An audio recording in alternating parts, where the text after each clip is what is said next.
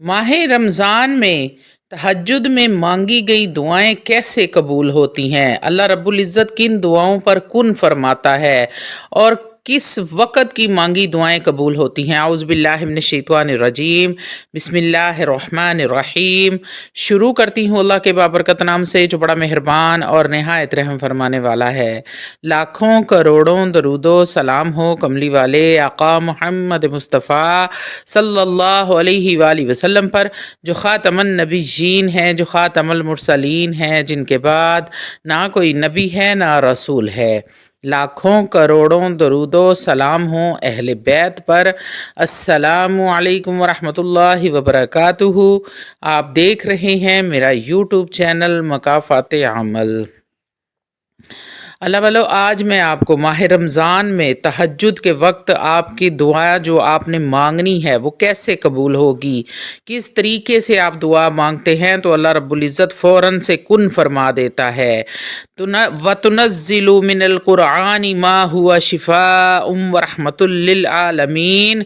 कुरान मजीद को मोमनों के लिए शिफा बनाकर उतारा है, इसलिए सहाबा इकराम सांप बिच्छू के काटे हुए आदमी पर भी कुरान मजीद फ़ुरक़ान हमीद पढ़कर दम करते तो उसको शिफाए कामला आजला अता हो जाती। और सूरह फ़ातिहा की शिफा देने में अजीब व गरीब तासीर है। अगर बंदा इस सूरह फ़ातिहा से दुआ करे तो उसकी नहायत ही अजीब तासीर देखे। एक शख्स मक्का मुअज़्ज़मा में एक ज़माने में मुकीम था, बहुत सी बीमारियों में मुब्तला हो गया, ना कोई दवा थी ना हकीम था, खुद ही सूरह फ़ातिहा पढ़ पढ़ कर अपना इलाज करने लगा। तो उसने एक अजीब तासीर देखी सूरह फ़ातिहा की। जो शख्स बीमारी की शिकायत करता है उसको सिर्फ यही सूरह फ़ातिहा बता देता। बहुत से लोग बहुत जल्द शिफा याब होने लगे।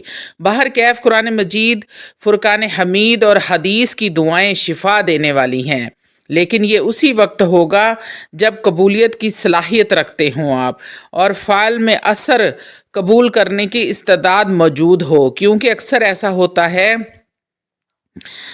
कि आपके अंदर सलाहियत ही नहीं होती दुआ मांगने की, आपको तरीक़ा ही नहीं आता अपने रब से मांगने का, तो फिर वो दुआएं असर भी नहीं करती। जब उसके मुवाफिक दुआएं हों तो उन दुआओं का असर ज़रूर पड़ेगा, लेकिन अगर बाज़ औक़ात दुआओं का असर नहीं होता क्योंकि दुआ करने वाला दुआ के वक्त अल्लाह की तरफ पूरी तरह मतवज्जो नहीं होता, हराम चीज़ों के खाने पीने से परहेज़ नहीं करता, गुनाह और जुल्म के कामों से किनारा कशी नहीं करता, इसलिए उसकी दुआओं का असर नहीं होता।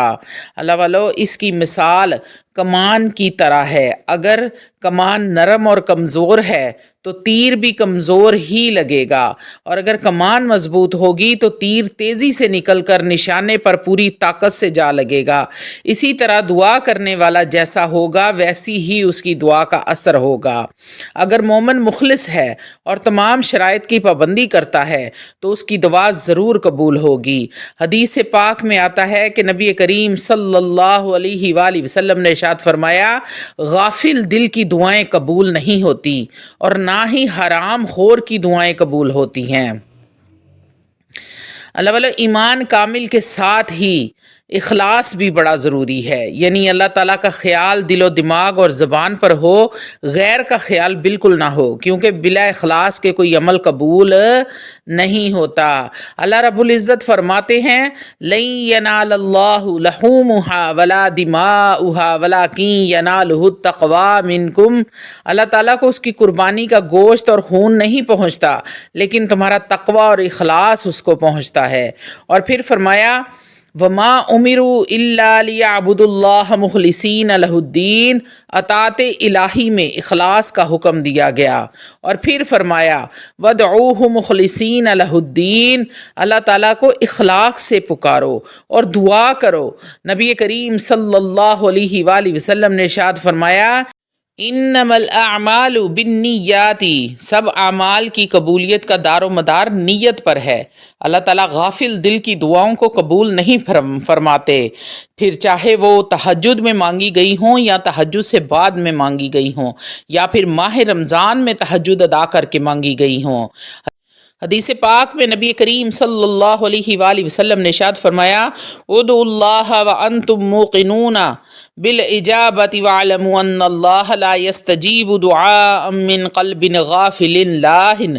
اللہ تعالیٰ سے دعا کرو اور قبولیت کا یقین کامل رکھتے ہوئے دعا کرو، اور اس بات کو اچھی طرح جان لو کہ اللہ تعالیٰ واقع ہی غافل کی دعا کو ہرگز قبول نہیں فرماتے۔ دوسری شرط یہ ہے کہ کھانا پینا پہننا حلال اور پاکیزہ کمائی سے ہو۔ اگر حرام کی آمیزش ہوئی تو دعا قبول نہیں ہوگی۔ نبی کریم صلی اللہ علیہ وآلہ وسلم نے پھر ارشاد فرمایا یطیل السفر اشعث اغبر یمد یدیہ الی السماء یا ربی ومطعمہ حرام ومشربہ حرام وملبسہ حرام وغذی بالحرام فأنا یستجاب لذلک۔ پر گندا سر اور گرد آلودہ آدمی لمبا سفر کرتا ہو، دونوں ہاتھ آسمان کی طرف اٹھا کر دعا کرتا ہو اور کہتا ہے اے میرے رب، کیسے اس کی دعا قبول ہو، حالانکہ اس کا کھانا پینا اور پہننا حرام کا ہے اور حرام سے اس کی پرورش ہوئی ہے، تو اس کی دعا کس طرح قبول ہوگی؟ یعنی اس کی دعا قبول نہیں ہوگی۔ اور پھر فرماتے ہیں جب حاجی حرام مال لے کر حج کو جاتا ہے اور لبیک پکارتا ہے تو آسمان سے ایک فرشتہ پکارنے والے کا اس طرح سے جواب دیتا ہے کہ تیرا لبیک قبول نہیں ہے، کیونکہ تیرا توشہ حرام کا ہے اور تیرا خرچہ حرام کا ہے، تیرا حج سراسر بوجھ اور گناہ ہے، مقبول نہیں ہے۔ اس لیے اللہ تعالیٰ نے نبیوں کو کسب حلال کا حکم دیا، یا ایھا الرسل کلوا من الطیبات واعملوا صالحا انی بما تعملون علیم۔ اے رسولو، حلال روزی سے کھاؤ اور نیک عمل کرو، اور اپنے امتیوں کو بھی یہی حکم دو، یا ایھا الذین آمنوا کلوا من الطیبات ما رزقناکم، اے مومنو ہماری دی ہوئی پاکیزہ روزی میں سے کھاؤ۔ اللہ والو، تیسری شرط ہے دعا کرنے والا، جھوٹ بولنے والا، مکر و فریب دینے والا، قمار بازی، شراب نوشی، حسد، تکبر، کینہ، غیبت، چگلی وغیرہ کرنے سے بچے، کیونکہ یہ گناہ کبیرہ ہے۔ حدیث و قرآن و حدیث میں اس کی بڑی برائی بیان کی گئی ہے۔ ادعوا ربکم تضرعا، اپنے رب کو گڑ گڑا کر پکارو اور یہ سمجھو کہ میرا رب میری ہر بات کو سنتا ہے، میری حرکات و سکنات کو دیکھتا ہے، وہ میرے سامنے موجود ہے، وہ اپنے بھکاریوں کو ضرور دیتا ہے، محروم نہیں کرتا، اور اپنی حاجت کو روب سے طلب کرو۔ ایسے لوگوں کی اللہ رب العزت یوں تعریف کرتا ہے، انہم کانوا یسارعون فی الخیرات ویدعوننا رغبا ورہبا، وہ لوگ بھلائیوں کی طرف دوڑتے تھے، ہم کو شوق سے اور ڈر سے پکارتے تھے۔ دعاؤں میں اپنے گناہوں کا اقرار کرو اور اس بات سے توبہ کرو کہ آئندہ ایسا کام ہرگز نہیں کرو گے۔ آگے چل کر دعاؤں میں پڑھیں ظلمت نفسی واعترفت بذنبی فاغفر لی بذنوبی جمیعہا، اپنے نیک کاموں کا واسطہ دے کر سوال کرو، جیسا کہ نبی کریم صلی اللہ علیہ وآلہ وسلم نے 3 آدمیوں کا واقعہ بیان فرمایا کہ 3 آدمی دوران سفر بارش کی وجہ سے پہاڑ کے ایک غار میں پناہ لے گئے۔ ایک چٹان گرنے کی وجہ سے غار کا منہ بند ہو گیا۔ ہر ایک نے اپنے نیک اعمال کا واسطہ دے کر اللہ رب العزت سے دعا کی، پروردگار نے ان کی مصیبت سے ان کو نجات دی۔ دعا سے پہلے وضو کرنا مستحب ہے اور وضو کرنے کے بعد 2 رکعت نفل نماز پڑھے۔ نبی کریم صلی اللہ علیہ وآلہ وسلم نے ارشاد فرمایا من توضأ فاحسن الوضو فصلى ركعتين فدعا ربه انی كانت دعوته مستجابة معجلة او مؤخرة، جس نے اچھی طرح وضو کر کے 2 رکعت نماز پڑھی پھر اپنے رب سے دعا کی تو اس کی دعا دیر یا سویر ضرور اور ضرور قبول ہوگی۔ اور آپ صلی اللہ علیہ وآلہ وسلم نے ابو عامر رضی اللہ کے لیے وضو کر کے دعا کی تھی۔ دعا کرتے وقت قبلے کی طرف منہ کیجئے، کیونکہ شریعت نے نماز کا رخ اسی طرف بتایا ہے۔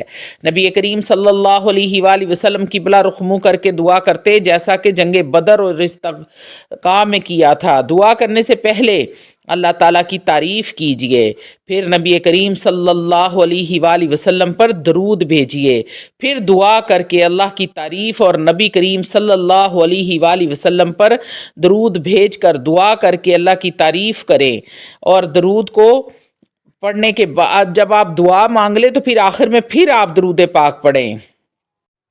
جس کو اللہ تعالیٰ یا کسی انسان کی طرف ضرورت ہو، اس کو چاہیے وضو کر کے 2 رکعت نفل نماز ادا کرے، پھر اللہ کی تعریف اور اس کے رسول پر درود بھیجے، پھر دعا کرے۔ دعا کرنے کا طریقہ ہے دونوں ہاتھ کشادہ کر کے چہرے اور دونوں کندھوں کے مقابل میں اٹھائے۔ رسول اللہ صلی اللہ علیہ وآلہ وسلم اسی طرح اٹھاتے اور فرماتے، اللہ کے سامنے جب کوئی دونوں ہاتھ اٹھا کر دعا کرتا ہے تو خالی ہاتھ واپس کرتے ہوئے اللہ رب العزت خود فرماتے ہیں کہ مجھے میرے عزت اور جلال کی قسم کہ جب کوئی بندہ اس طرح مجھ سے ہاتھ اٹھا کے دعا کرتا ہے تو اس کو خالی ہاتھ لوٹاتے ہوئے مجھے شرم آتی ہے۔ تو اللہ والو لہٰذا مسنون طریقے یہی ہیں کہ دونوں ہاتھ اٹھا کر دعا کریں، فرض کے بعد ہو یا سنت کے بعد۔ دونوں ہاتھوں کی ہتھیلی چہرے کے سامنے رکھ کر دعا کریں، کیونکہ نبی کریم صلی اللہ علیہ وسلم اسی طرح دعا مانگتے تھے۔ دعا چاہے آپ تہجد میں مانگیں یا دوسری نمازوں میں مانگیں یا ویسے ہی آپ پر کوئی مصیبت پڑ جائے تو آپ دعا مانگیں، جب بھی اللہ سے سوال کرو تو اپنی باطنی ہتھیلیوں سے مانگو اور ہتھیلیوں کی پشت سے مت مانگو۔ دعا سے فراغت کے بعد دونوں ہاتھوں کو چہرے پر پھیرو۔ نبی کریم صلی اللہ علیہ وآلہ وسلم نے ارشاد فرمایا، فَإِذَا فَرَغْتُمْ فَامْسَحُوا بِهَا وَوُجُوهَكُمْ، جب دعا سے فراغت پالو تو ان ہاتھوں کو چہرے پر مل لیا کرو۔ اللہ تعالیٰ آپ کی دعاؤں کو قبول کرے۔ دعا کے بعد آپ استغفار 3 مرتبہ کرو، کیونکہ نبی کریم صلی اللہ علیہ وآلہ وسلم بھی اسی طرح استغفار کرتے تھے۔ دعا میں جلدی نہیں کرنی چاہیے جب تک دعا قبول نہ ہو۔ دعا کرتے رہو اور یہ نہ کہو کہ اتنے دنوں سے دعا کر رہی ہوں اور دعا قبول نہیں ہو رہی۔ نبی کریم صلی اللہ علیہ وآلہ وسلم نے ارشاد فرمایا، تمہاری دعا قبول کی جاتی ہے جب تک کہ جلدی نہ کرو، اور جلدی یہ ہے کہ کہے کہ میں دعا کرتا ہوں پر قبول نہیں ہوتی۔ کسی گناہ اور قطع رحمی کی دعا نہ کیجیے، کیونکہ ایسی دعائیں قبول نہیں ہوتی۔ بندے کی دعا قبول کی جاتی ہے جب تک اس کے گناہ یا قطع رحم کی دعا نہ کرے۔ دعا میں شرطیں نہ استعمال کرو، اللہ کے ساتھ عاجزی انکساری کے ساتھ دعا کرو۔ جب دعا کرو تو یہ نہ کہو، اے اللہ تو چاہے تو بخش دے، اگر تو چاہے تو رحم کر دے، اگر تو چاہے تو روزی دے، بلکہ نہایت عزم اور پختگی کے ساتھ سوال کرو، کیونکہ اللہ تعالیٰ جو چاہتا ہے وہی کرتا ہے، کوئی اس کو مجبور نہیں کر سکتا۔ تو آپ نے جب بھی دعا کرنی ہے آپ نے کہنا ہے کہ اے میرے اللہ، بے شک تو نے ہی سب کچھ کرنا ہے، جو کچھ بھی ہے تیرے اختیار میں ہے، پر میرے مالک تیری رحمت بھی تو ہے، میں تجھے تیری رحمت کا واسطہ دیتی ہوں، میری دعا کو قبول و منظور فرما لے۔ اگر تو نے مجھے پیدا کیا ہے اور مجھے اس بات پر پورا کامل یقین ہے کہ میری دعاؤں کو تو نے ہی قبول کرنا ہے، میرے گناہوں کو تو نے ہی بخشنا ہے، تیرے سوا میرا کوئی والی وارث نہیں ہے، مجھے کہیں سے کوئی کسی بھی آسرے کی امید نہیں ہے، تو ہی میرا رب ہے، تو نے ہی مجھے دینا ہے۔ اگر تو نے مجھے نہیں دینا تو مجھے بتا کہ میں کس در پر جاؤں جہاں سے مجھے خیرات ملے۔ جب آپ اس طرح سے اپنے رب سے مانگیں گے تو میرا رب کبھی بھی آپ کو نا امید نہیں چھوڑے گا، خالی کبھی نہیں لوٹائے گا۔ دعا کرنے کا تمام طریقہ آپ کو بتایا ہے، رمضان میں اس طرح دعا کریں، انشاءاللہ عید سے پہلے آپ کی تمام دعائیں قبول ہوں گی۔